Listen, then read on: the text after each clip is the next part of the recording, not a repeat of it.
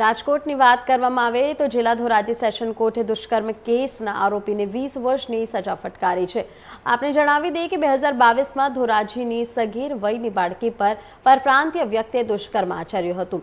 પ્રાથમિક શાળામાં અભ્યાસ કરતી બાળકી પર દુષ્કર્મ થયું હતું। દુષ્કર્મનો ભોગ બનનાર બાળકીની ઉંમર 14 વર્ષની હતી। પૂરતા પુરાવાને ધ્યાને રાખી ધોરાજી સેશન કોર્ટે 20 વર્ષની સજા ફટકારી છે। હું Kartikeya Manojbhai Parekh, additional public prosecutor, sessions court ધોરાજીના મહેરબાન એડિશનલ ડિસ્ટ્રિક્ટ એન્ડ સેશન્સ જજ શ્રી અલી હુસૈન મોહિબુલ્લા શેખ સાહેબે આજરોજ આરોપી હરેશ ઉર્ફે હરસિંહ ભૈલાભાઈ રાઠવાને દુષ્કર્મના કેસમાં 20 વર્ષની સજા અને 8,000 દંડ ફટકારેલ છે।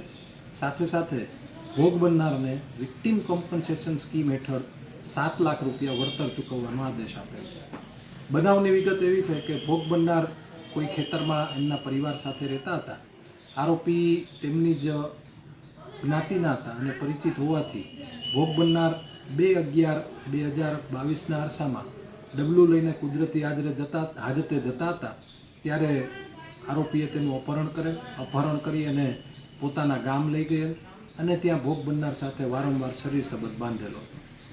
કેસ ચાલી ગયો અને આ સંજોગોમાં પોલીસ જ્યારે પકડીને આવી ત્યારે જે કંઈ પણ ડૉક્ટર દ્વારા નમૂનાઓ લેવાયેલા હોય આ નમૂનામાં વેજાઇનલ સ્મિયરમાં ભોગ બનનારના બ્લડ ગ્રુપના વીર્યની હાજરી મળેલી। ભોગ બનનારના જન્મ તારીખના દાખલા અંગે પણ આરોપી પક્ષે વિશેષ દલીલો કરેલી હતી, પરંતુ નામદાર અદાલતે એવું માનેલું છે કે દાખલો જે છે એ રજિસ્ટર્ડ થયેલો છે અને સ્કૂલનું શાળા છોડ્યાનું પ્રમાણપત્ર છે એ જોતાં ભોગ બનનારની જન્મ તારીખ 5/7/2008 માની અને નામદાર અદાલતે આરોપીને તકસીરવાન ઠરાવેલ અને 20 વર્ષની સજા અને 8,000 રૂપિયા દંડનો ચુકાદો આપ્યો।